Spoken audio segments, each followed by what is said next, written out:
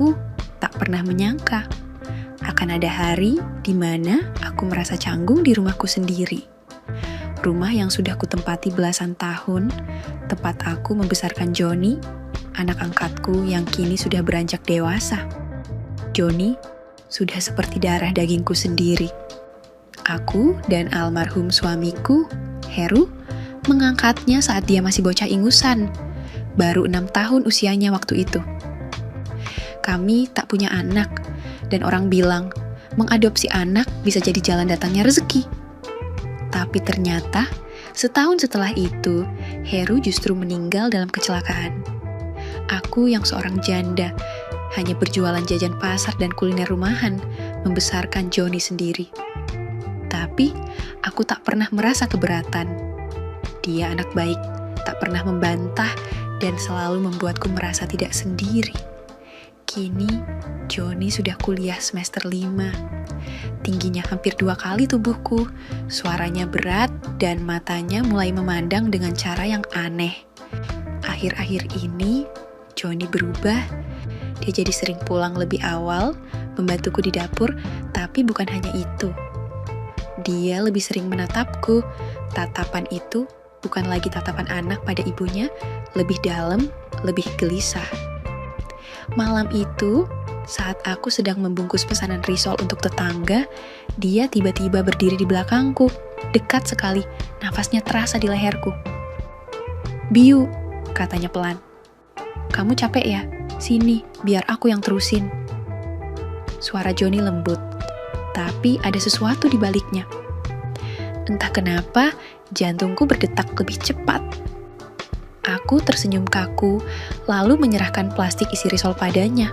Tangan kami bersentuhan, sekejap tapi cukup lama untuk membuatku merinding. Dan sejak malam itu, aku mulai mempertanyakan semuanya. Apa yang sebenarnya Joni rasakan? Apa yang aku rasakan? Sejak kecil, Joni memang anak yang manja dan sangat dekat denganku. Mungkin karena sejak usia 6 tahun, dia sudah kuasuh, kupeluk dan kudidik seperti anak kandungku sendiri. Ia selalu memanggilku Bu dengan penuh kasih, seolah darahku benar-benar mengalir di nadinya.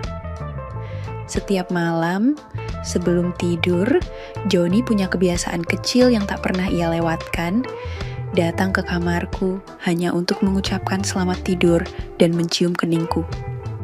Kebiasaan yang sudah berlangsung bertahun-tahun, dan selalu membuatku tersenyum dalam hati. Tapi malam itu berbeda. Sudah lewat jam 11 ketika aku hampir terlelap, aku mendengar langkah kakinya mendekat. Lalu suara pintu kamar yang dibuka pelan. Aku tak membuka mata, tetap berpura-pura tidur, karena aku pikir ia hanya ingin seperti biasa, mengucap selamat malam dan mengecup keningku. Namun, alangkah terkejutnya aku ketika merasakan bukan hanya kecupan di kening, tapi juga di pipiku. Dan kemudian, satu kecupan hangat mendarat di bibirku. Aku berdebar, tubuhku menegang. Ingin rasanya aku membuka mata, menegurnya, bertanya apa yang sebenarnya ia pikirkan. Tapi entah kenapa, aku justru memilih tetap pura-pura tidur. Kecupan itu membekas hingga pagi, menyisakan gelisah yang tak bisa kusembunyikan. Dan untuk pertama kalinya, aku merasa canggung di rumahku sendiri. Bukan karena Joni berubah, tapi karena aku tidak yakin dengan apa yang mulai kurasakan sendiri. Pagi itu, aku sengaja bangun lebih awal dari biasanya. Mata ini tak benar-benar terpejam semalaman. Setiap kali menutup mata, bayangan kecupan hangat Joni kembali hadir. Aku bahkan bisa mengingat jelas rasanya, lembut, hangat, dan membuatku kehilangan arah. Aku menyibukkan diri di dapur, memasak nasi goreng kesukaannya. Bukan karena lapar, tapi karena aku butuh sesuatu untuk mengalihkan pikiran. Tanganku sedikit gemetar saat mengiris bawang. Padahal, aku sudah puluhan tahun melakukannya setiap pagi. Aku hampir tersedak saat mendengar langkah kaki Joni dari arah tangga. Ia muncul dengan rambut masih aut-autan, kaos lusuh, dan senyum mengembang di wajahnya, seolah tidak terjadi apa-apa semalam. "Bu, wangi banget nih, bikin lapar," katanya sambil menarik kursi dan duduk di meja makan. Aku berusaha tersenyum, tapi senyum itu terasa kaku. "Nasi goreng biasa aja, kamu buru-buru kan hari ini?" Joni menggeleng. "Enggak, kuliah jam 10, aku pengen santai dulu sama ibu." Ibu bukan mama, bukan bunda, bukan panggilan kekasih, tapi kenapa kini nadanya terdengar beda? Kami makan dalam diam, aku bisa merasakan dia beberapa kali mencuri pandang ke arahku. Dan jujur saja, aku jadi salah tingkah. Aku ingin menegurnya soal semalam, bertanya maksud dari kecupan itu. Tapi aku takut. Takut mendengar jawaban yang sebenarnya. Kutunggu. Sampai akhirnya, saat ia sudah bersiap pergi dan hendak memakai sepatu di dekat pintu, Joni menoleh ke arahku. Pandangannya dalam, tapi tidak gelisah, justru ada ketenangan yang ganjil. "Bu," katanya pelan. Aku hanya menoleh setengah, pura-pura sibuk menyapu halaman depan. "Maaf ya, soal tadi malam," katanya nyaris seperti bisikan. Langkahku terhenti, sapu di tanganku seperti kehilangan fungsi, tapi aku tetap tak berani menatapnya langsung. "Udah, cepet kuliah, jangan telat," ucapku cepat mencoba terdengar santai. Tapi dalam hati, gemuruh itu belum juga reda, karena sejak malam itu, aku tahu satu hal, hubungan kami tak lagi sama. Dan aku tak yakin apakah aku ingin semuanya kembali seperti semula. Malam itu, setelah kami makan malam bersama seperti biasa, aku duduk di ruang tamu sambil melipat pakaian bersih. Lampu ruangan sengaja aku pasang redup, hanya cukup terang untuk membuat suasana terasa hangat. Joni keluar dari kamar, membawa segelas susu dan langsung duduk di sebelahku. Aku mencuri pandang padanya. Entah sejak kapan, penampilannya makin menarik. Tubuhnya semakin tegap, rahangnya lebih tegas, kulitnya bersih, dan caranya memandang. Bukan lagi seperti anak kecilku dulu. Ia kini pria dewasa dan tampan. "Joni," panggilku pelan. Kamu lagi deket sama cewek ya?" Dia mengernyit, lalu tersenyum geli. "Kok ibu nanya gitu?" Aku pura-pura fokus melipat kaos. "Ibu cuma lihat kamu sekarang beda, gagah, rapi, lebih wangi juga, kayak orang jatuh cinta." Joni tertawa kecil. "Ibu ini, aku gak punya pacar, gak lagi deket juga, aku belum kepikiran pacaran, Bu." Aku terdiam, jantungku berdetak sedikit lebih cepat. "Aku mau fokus kuliah dulu, lulus, kerja, bikin ibu bangga. Itu dulu, yang lain nyusul." Aku mengangguk pelan, tapi hati ini masih penasaran. "Tapi, pasti banyak yang suka sama kamu ya?" Joni menarik napas, lalu dengan santai berkata. "Iya, ada sih Bu, beberapa malah ada yang nembak duluan, tapi aku belum tertarik. Entah kenapa, hatiku terasa tertusuk, ada rasa asing yang sulit kugambarkan. Mungkin ini cemburu, tapi cemburu kepada siapa?" Sebelum aku sempat menyusun kata berikutnya, Joni menoleh ke arahku. Wajahnya serius, sorot matanya tajam tapi lembut. "Kalau nanti aku punya pacar, aku pengen dia kayak ibu." Aku membeku. Cantik, putih, sabar, kuat, dan punya kelebihan yang enggak semua perempuan punya. Lanjutnya, napas ini seakan tertahan. Ibu tuh bukan cuma cantik luar, tapi juga indah dalamnya. Jiwa ibu besar, selalu bikin adem. Kadang aku mikir, bisa nggak ya suatu hari nanti aku nemu perempuan yang kayak ibu? Aku tidak bisa menjawab, bibirku bergerak tapi tak bersuara, hanya jantungku yang seakan berserak. Atau justru bergetar karena takut. Malam itu, aku tak bisa tidur, bukan hanya karena kata-katanya, tapi karena aku mulai takut. Aku benar-benar menginginkannya. Setelah percakapan itu, Joni kembali ke kamarnya. Aku melanjutkan melipat pakaian sambil mencoba meredakan degup jantung yang belum juga tenang. Tapi sekitar 15 menit kemudian, saat aku sudah berbaring dan lampu kamarku padamkan, pintu kamarku diketuk pelan. "Bu," suaranya lembut. Aku tahu itu Johnny. Iya, John.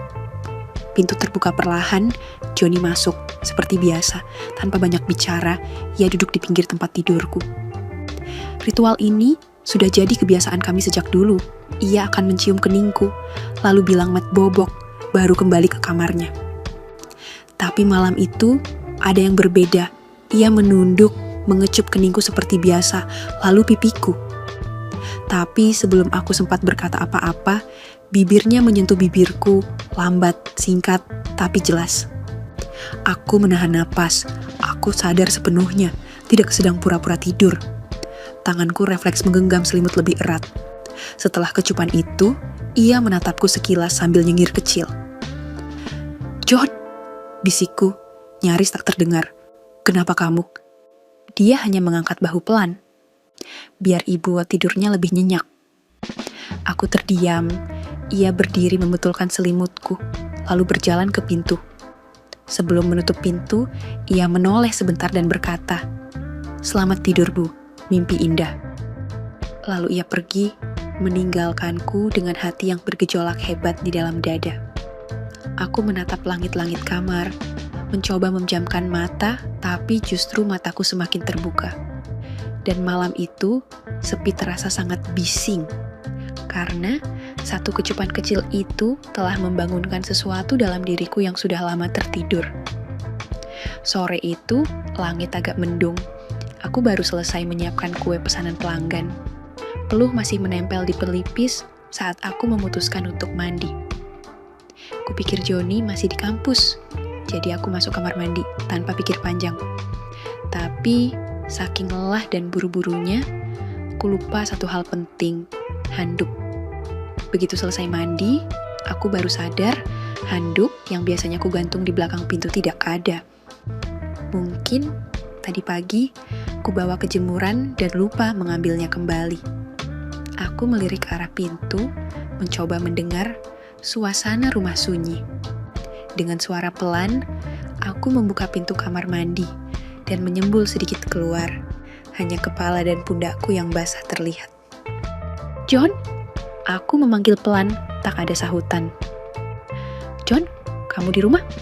Tanyaku lagi, sedikit lebih keras. Lalu suara langkah mendekat dari arah ruang tamu. "Iya, Bu, kenapa?" Aku ragu menjawab, tapi tak ada pilihan. "Ibu lupa bawa handuk, bisa ambilin di jemuran? Yang warna biru," kataku setengah malu. Beberapa detik hening, lalu ia menjawab, "Iya, Bu, tunggu." Beberapa menit kemudian, pintu kamar mandi diketuk. "Ini handuknya, Bu. Aku taruh di kursi depan pintu ya." "Ya, makasih ya, John." Aku buru-buru menyambar handuk dan menutup pintu lagi. Tapi jantungku tak berhenti berdebar. Rasanya seperti remaja yang ketahuan gebetannya. Setelah mandi, aku keluar dengan baju longgar dan rambut masih setengah basah. Di meja dapur, Johnny sedang menyusun beberapa kotak makanan. "Makasih ya, John," kataku sambil tersenyum. Ia menoleh, menatapku agak lama sebelum menjawab. "Ibu cantik banget kalau baru habis mandi." Aku tercekat, bibirku membuka sedikit, tapi tak ada kata yang keluar. Ia buru-buru membuang pandang dan berdehem. "Maksudku, seger gitu, Bu. Hehehe." Aku tertawa kecil, mencoba mencairkan suasana, tapi tawa itu lebih sebagai tameng dari kecanggungan yang menari-nari di dada. Sore itu terasa panjang, bukan karena waktu berjalan lambat, tapi karena jarak antara kami makin dekat dan makin sulit untuk berpura-pura tak merasakannya. Beberapa menit kemudian, aku berjalan pelan ke ruang depan membawa cangkir teh hangat di atas nampan. Di sana, Johnny sudah duduk santai di sofa, hanya mengenakan kaos putih tipis dan celana pendek rumah. Rambutnya masih basah, beberapa tetes air menetes dari ujung rambut ke leher dan dada. Entah kenapa, aku jadi salah tingkah melihatnya begitu. Aku meletakkan cangkir teh di atas meja, berusaha menjaga agar nadaku terdengar biasa. "Nih tehnya, hati-hati, masih panas." Joni menatapku sambil tersenyum, senyum yang akhir-akhir ini terasa makin beda. Terima kasih Bu, Ibu selalu perhatian. Aku duduk di seberangnya, mengambil jarak, tapi tetap merasa jantungku dekat sekali dengan dadanya. Sunyi sesaat, hanya suara kipas angin yang berputar pelan. Lalu, tiba-tiba Joni bicara. Suaranya rendah tapi jelas. Bu, aku menoleh. Aku boleh nanya sesuatu yang udah lama terpendam? Aku mengangguk, meski hatiku was-was.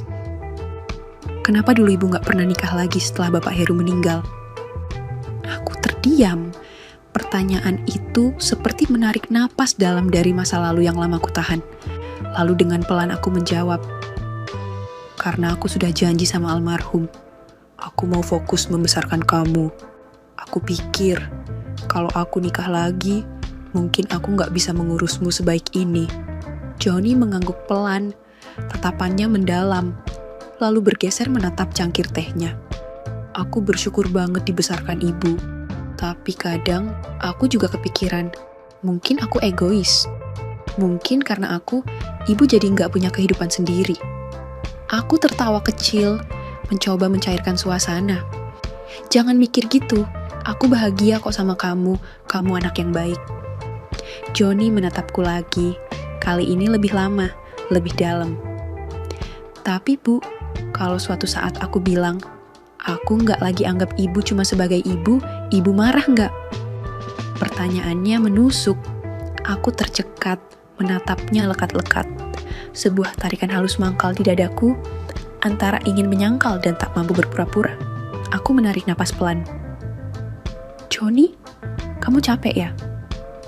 Mungkin kamu salah paham. Ibu tahu kamu sayang ibu, tapi aku sendiri tak sanggup menyelesaikannya. Kalimat itu menggantung, sementara jantungku berdetak makin keras. Joni tersenyum tipis, lalu bangkit berdiri. Ia mendekat pelan, lalu jongkok di sampingku. Tangannya menyentuh lututku, hangat. Aku tahu ibu belum siap dengar semua ini, tapi aku juga gak bisa pura-pura terus. Aku menggigit bibir, tubuhku seperti tertahan antara ingin berdiri dan ingin tetap tinggal. Lalu aku hanya bisa berkata lirih. Joni, istirahat aja ya malam ini. Ibu juga mau ke kamar.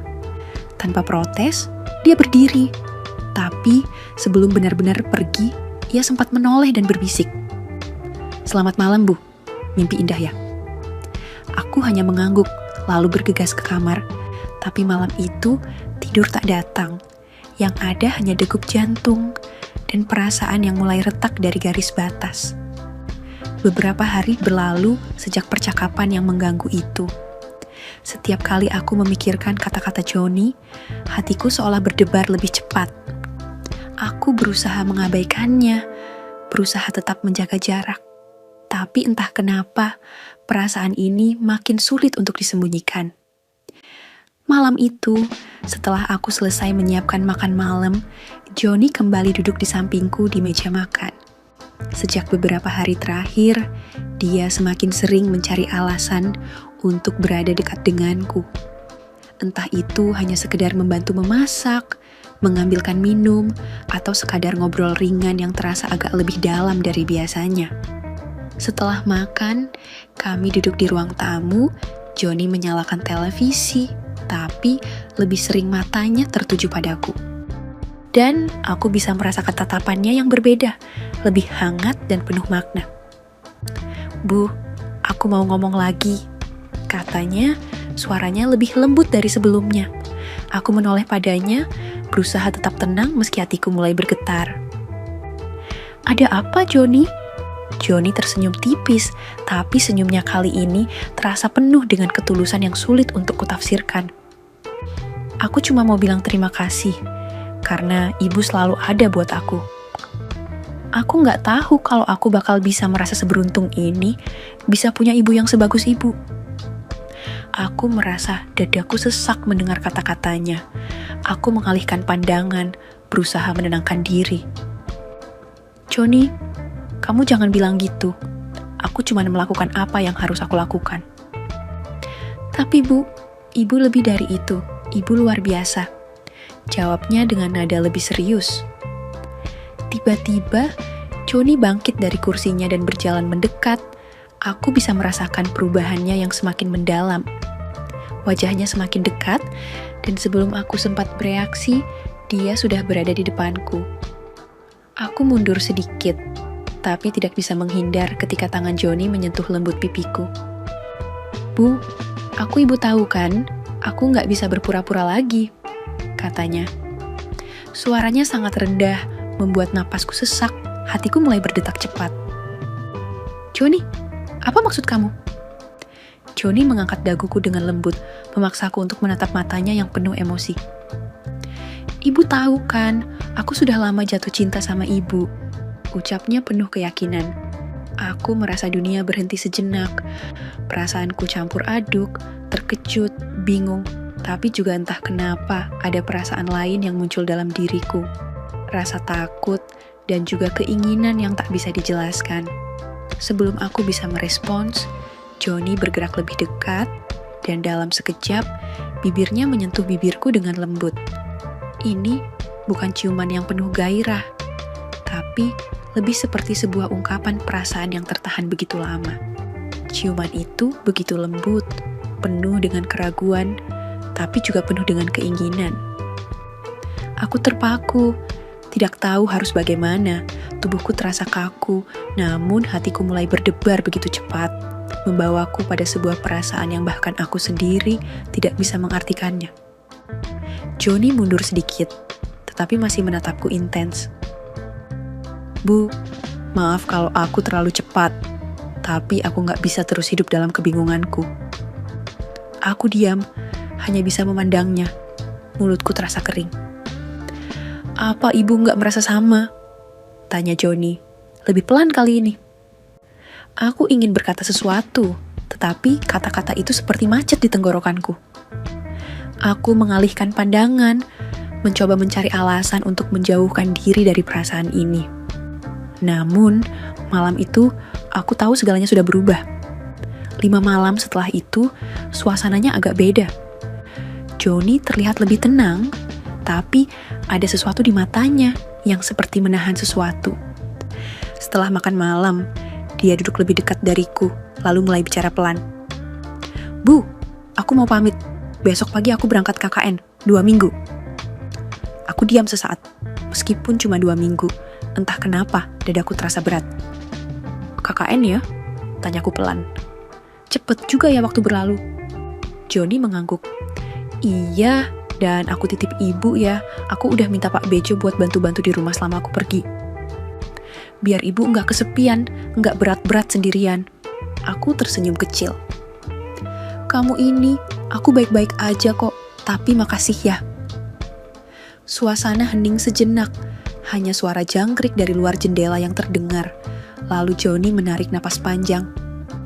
Bu, malam ini, boleh nggak aku tidur bareng ibu?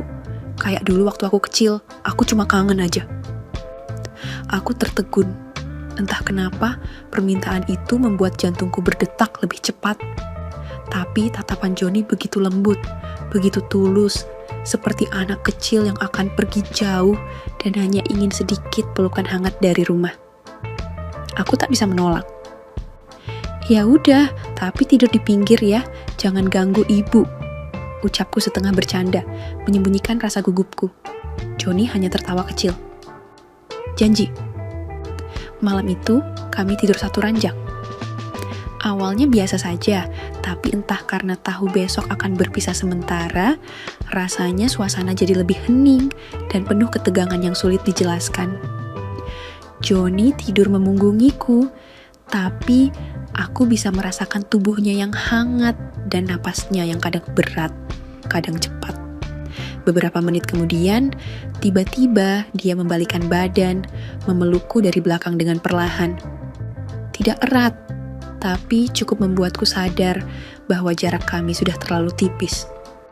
Aku hendak menegur, tapi suaranya terdengar pelan, hampir seperti bisikan. Bu, makasih udah rawat aku selama ini.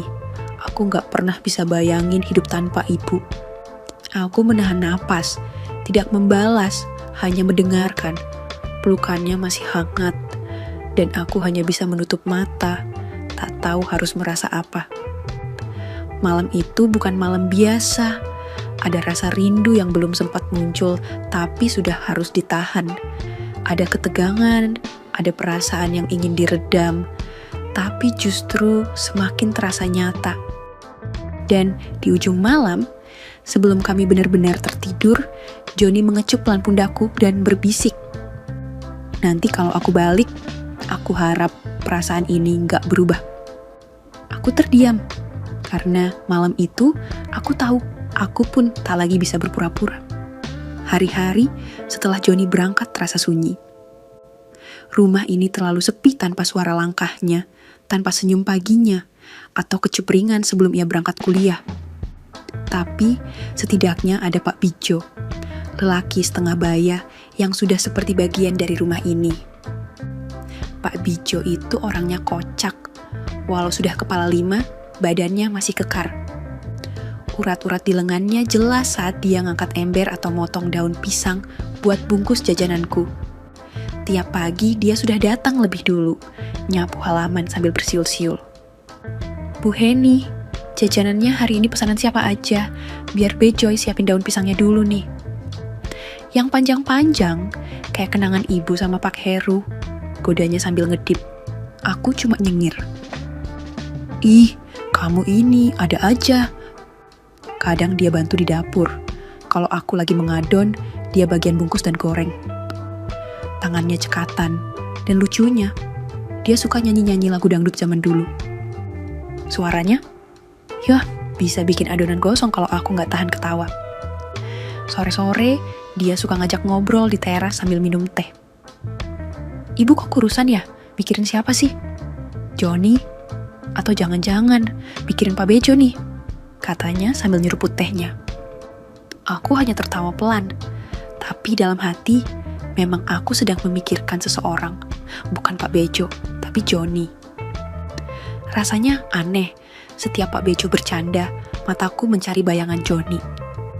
Setiap Pak Bejo tertawa, aku ingat suara tawa Joni yang lebih muda, lebih dalam, lebih membekas. Satu malam, hujan deras turun, aku terjebak di dapur karena genteng bocor. Pak Bejo yang masih ada di rumah buru-buru naik ke atap, memperbaiki dengan mantel plastik seadanya. Basah kuyup, dia turun, lalu masuk dapur sambil menggigil. "Aduh Bu, Bejo kedinginan, boleh numpang anggetin diri di dapur ya?" Aku buru-buru ambilin handuk kecil buat dia. Tapi entah kenapa saat dia menyeka rambutnya yang basah, aku merasa aneh, suasana jadi hening. "Bu, kalau nggak ada Joni, siapa yang biasanya ibu ajak ngobrol begini?" Aku terdiam, pertanyaan sederhana, tapi menohok. Biasanya aku diem aja, atau aku nulis di buku resep. Jawabku pelan. Pak Bejo hanya mengangguk, lalu dia berdiri, mengambil jaketnya, dan berkata sebelum pulang, "Kalau ibu kesepian, Bejo selalu siap bantu, bikin jajan, atau bikin ibu senyum." Malam itu, aku tidur lebih cepat. Tapi, mataku tak juga terpejam. Karena bukan bayangan Pak Bejo yang ada di kepalaku, melainkan Joni. Dan aku tahu, 2 minggu ini akan jadi minggu-minggu yang aneh. Karena satu rumah bisa terasa sangat ramai, tapi tetap sepi tanpa dia. Malam itu aku terbangun, haus.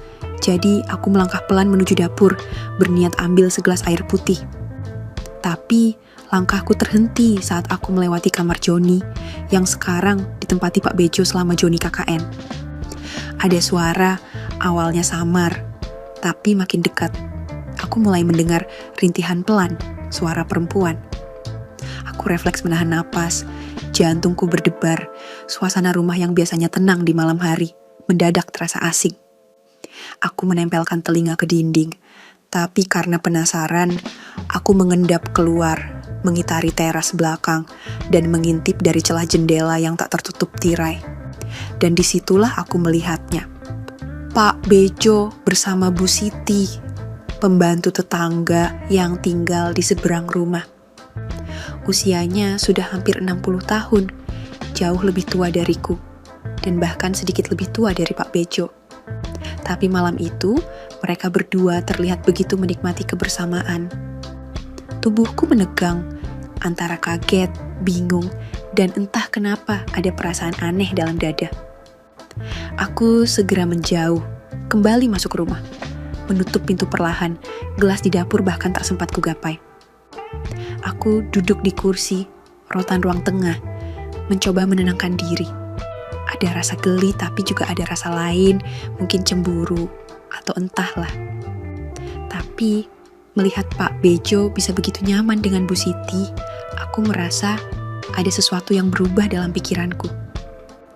Mungkin karena terlalu lama sendiri, mungkin karena selama ini aku merasa hanya aku yang dicari, dibantu, diajak ngobrol. Tapi ternyata semua bisa berubah semudah itu, dan entah kenapa bayangan Joni kembali muncul dalam benakku malam itu. Hangat kecupannya sebelum pergi KKN, tatapan matanya yang belakangan ini begitu dalam, semua kembali berputar. Aku pejamkan mata, mencoba tidur, tapi dalam gelap, jantungku masih berdetak cepat, dan rasa rindu pada Joni justru makin menggebu. Aku berlari kecil kembali ke kamarku, menutup pintu dan bersandar di baliknya. Nafasku masih belum teratur, tapi bukan karena lelah, melainkan karena pikiranku sendiri. Bayangan Pak Bejo dan Bu Siti. Bagaimana mereka saling mendekap, saling berbagi kehangatan di balik malam, membuat dadaku terasa kosong. Bahkan dalam keheningan kamar, aku jadi memikirkan mendiang suamiku. Betapa dulu aku pernah dicintai, dimanja, disayang tanpa syarat. Tapi belum sempat air mataku jatuh, ponselku yang tergeletak di samping ranjang bergetar pelan. Joni. Nama itu muncul di layar. Jantungku berdegup tak karuan, cepat-cepat kuangkat. Halo? Ucapku pilan, suaraku agak serak. Bu, ibu belum tidur. Suara Joni terdengar lembut. Ada getar rindu yang begitu nyata. Baru saja mau tidur. Kenapa Joni? Ada apa malam-malam begini? Aku mencoba terdengar tenang, tapi suaraku sedikit gemetar. Aku kangen, Bu. Jawabnya tanpa jeda. Aku tercekat, ada jeda sebelum ia lanjut bicara. Tadi pas aku berbaring, aku malah kebayang wajah ibu, senyum manis ibu. Cara ibu nyuapin aku dulu waktu kecil, bahkan cara ibu memelukku kalau aku mimpi buruk. Aku terdiam, rasa hangat menjalar dari dadaku. Joni, bisikku pean. Bu, suara Joni lebih pelan dari sebelumnya. Kalau aku bilang, aku gak pengen jauh-jauh dari ibu. Aku pengen bisa tidur di sebelah ibu tiap malam. Ibu bakal marah gak? Tubuhku bergetar, malam makin sunyi, dan kata-kata Joni itu mengisi seluruh ruang di dadaku. Aku cuman gak ngerti Joni, kenapa kamu ngomong kayak gitu? Aku juga gak ngerti Bu, Yapi sejak sebelum KKN ini, aku ngerasa ada yang berubah. Aku gak bisa mikirin cewek lain, aku cuma bisa mikirin ibu yang selalu ada buat aku, ibu yang paling cantik buat aku. Aku membalik tubuhku di atas ranjang, memeluk bantal erat, degupan jantungku menggema di telinga. Joni, kamu tahu kita gak bisa sembarangan bicara soal ini. Aku tahu Bu, tapi aku juga tahu, aku sayang ibu, bukan cuma sebagai anak. Suasana hening, lalu dia berkata, pelan, seolah berbisik dari jauh. Nanti pas aku pulang, aku cuma mau tidur di kamar ibu lagi, kayak dulu. Sebelum aku sempat menjawab, telepon sudah ditutup, tapi degup di dadaku tak kunjung reda. Aku menatap layar ponsel yang kini gelap, dan malam itu aku tak bisa tidur. Karena malam itu, hatiku sedang kacau oleh rindu, oleh kenangan, dan oleh Joni. Malam itu, setelah kejadian pagi yang bikin suasana agak kikuk, aku duduk sendirian di teras belakang. Angin malam menyentuh lembut kulitku, dan aroma seduhan teh melati dari cangkirku menguar hangat. Tapi, pikiranku melayang jauh ke Joni, ke suara telepon semalam, dan ke Pak Bejo yang kini terlihat lebih dari sekadar tukang kebun. Langkah kaki Pak Bejo terdengar pelan mendekat, Sendirian aja Bu Heni. Sepertinya tehnya butuh teman ngobrol nih, katanya sambil tersenyum canggung. Aku tersenyum kecil. Tadi niatnya ngadem sebentar Pak, tapi jadi kepikiran macem-macem. Pak Bejo duduk di bangku sebelahku, menjaga jarak sopan, tapi suasana sunyi malam dan ketenangan itu justru bikin detak jantungku terasa lebih keras. Maaf ya Bu soal semalam, saya hilaf. Bu Siti itu ya, kami cuma saling melengkapi kesepian aja. Aku mengangguk pelan. Saya ngerti Pak, hidup sendiri memang kadang sepi. Kami diam sejenak, hanya suara jangkrik dan detak hati yang berdentam dalam dada masing-masing, lalu Pak Bejo menoleh padaku. Tapi saya kadang mikir Bu, apa Ibu nggak kesepian juga? Aku menatapnya, agak kaget, tapi tak menjawab. Joni anak baik, saya ngerti banget kenapa Ibu fokus membesarkan dia. Tapi Bu Heni juga perempuan, masih cantik, masih hangat, masih hidup. Saya khawatir, jangan-jangan Ibu terlalu sibuk menguatkan orang lain, sampai lupa menguatkan diri sendiri. Aku terdiam, kalimatnya seperti mengetuk pintu yang selama ini kukunci rapat.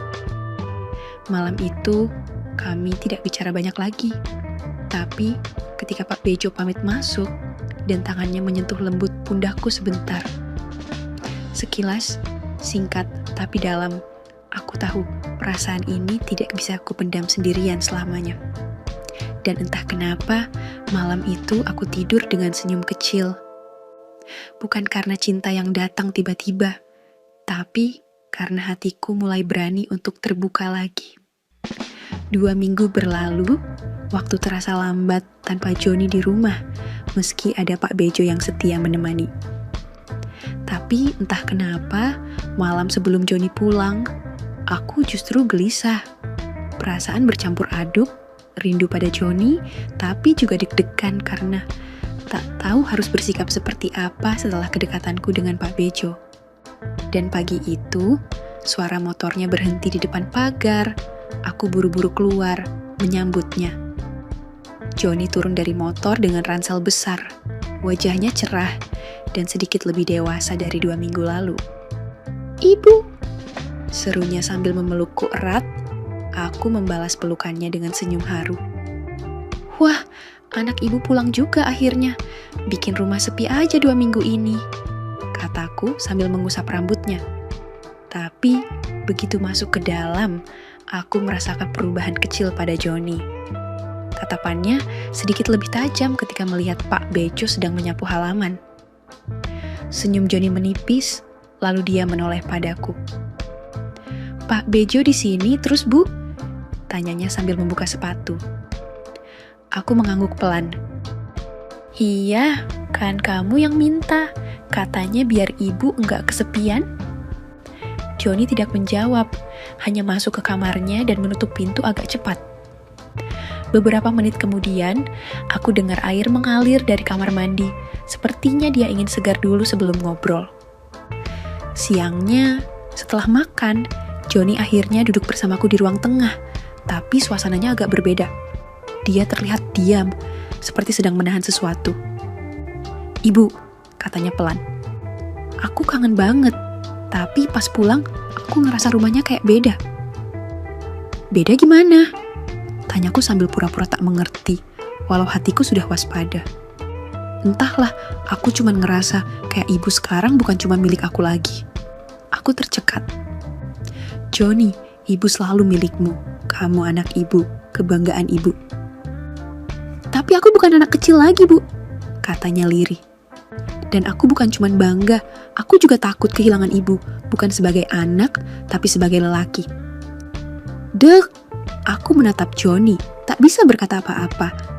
Tapi dalam diam, aku tahu hubungan kami takkan pernah sama lagi setelah ini.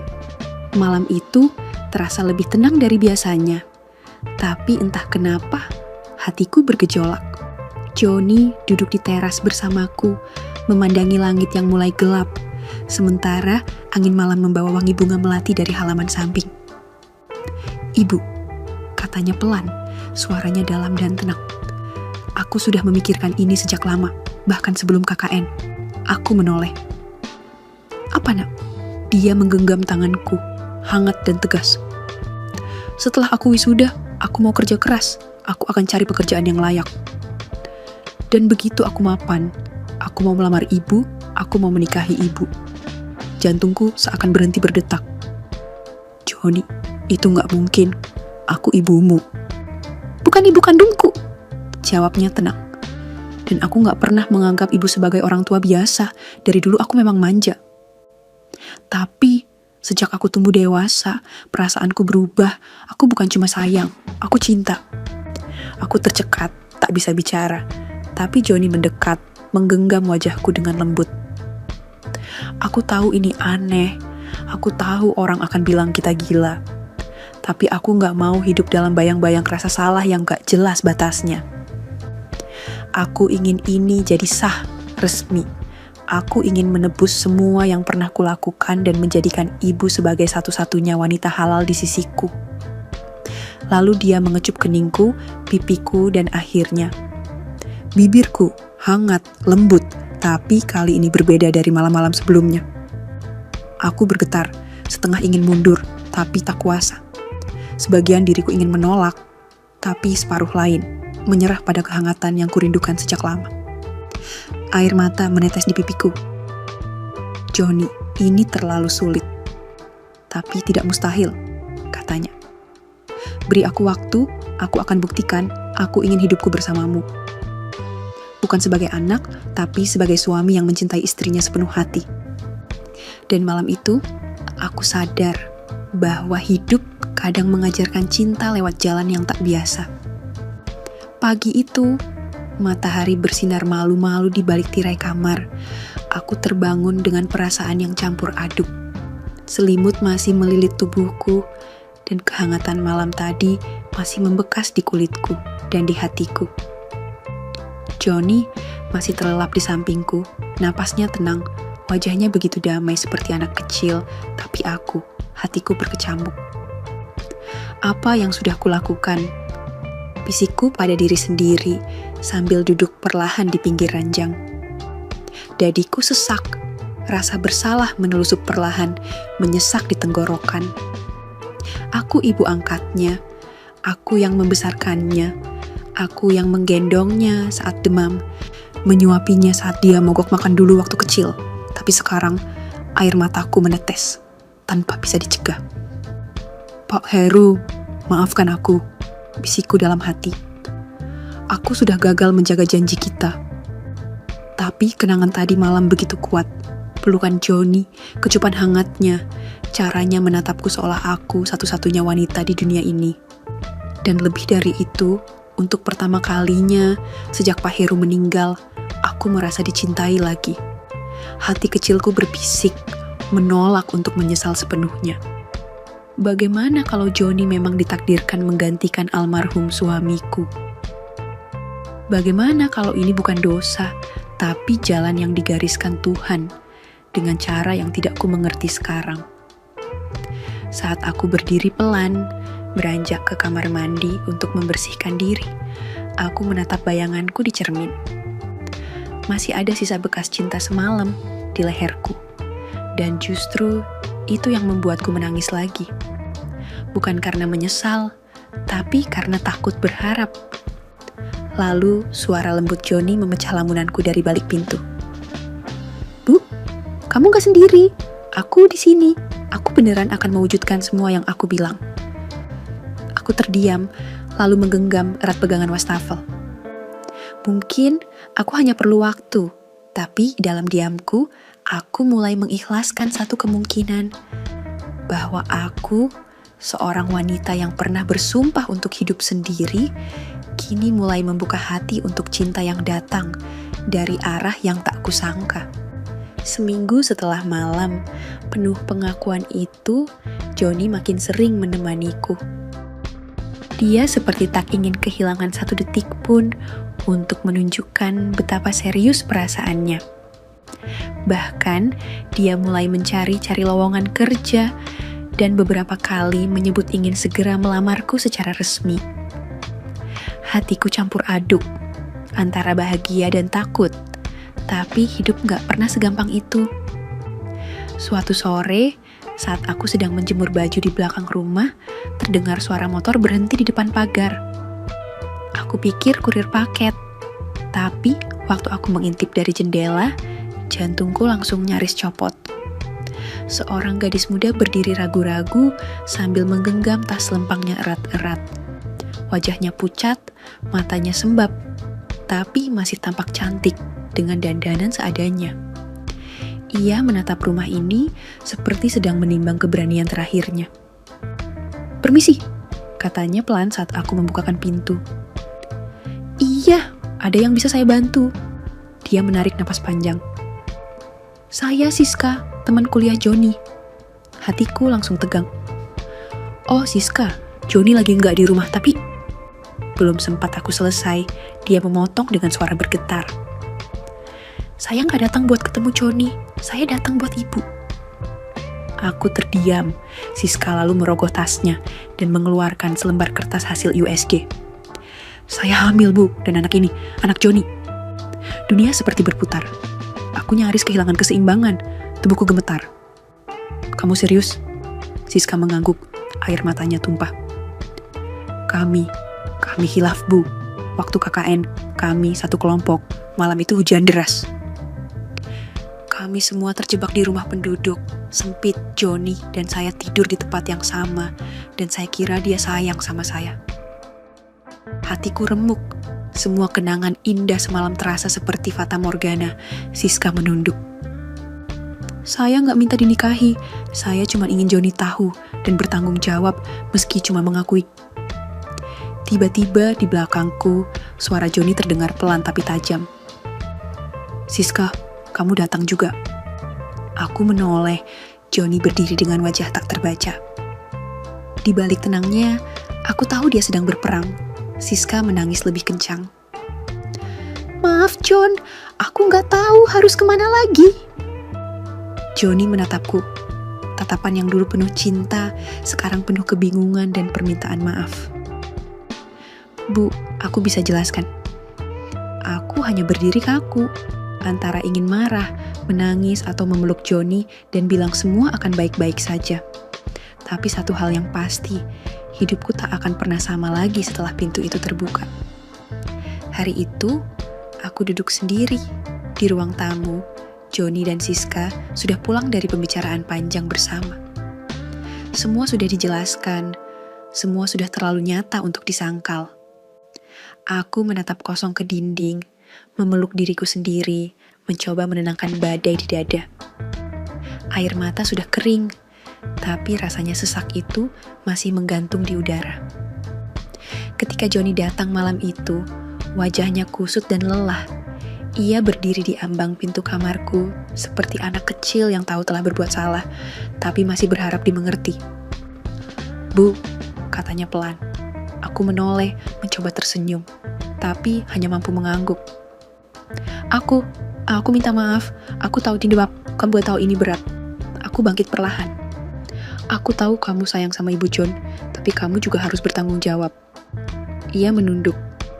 "Menikahilah Siska." Joni mendongak. Wajahnya seperti dihantam palu. "Apa Ibu yakin?" Aku tersenyum getir. "Mungkin Ibu gak sepenuhnya siap melepasmu ke pelukan perempuan lain.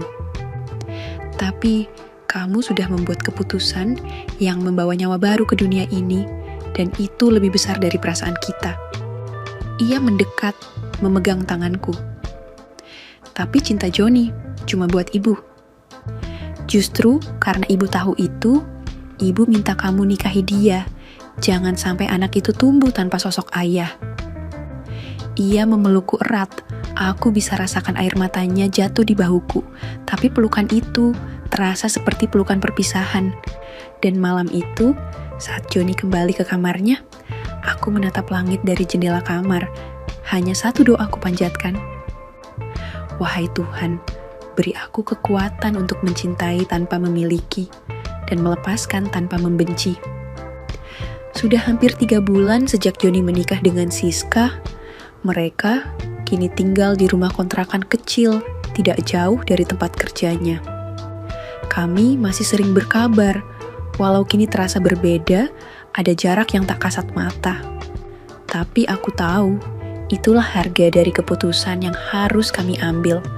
Sore itu, hujan baru saja reda, udara segar masuk lewat jendela kamar mandiku yang terbuka.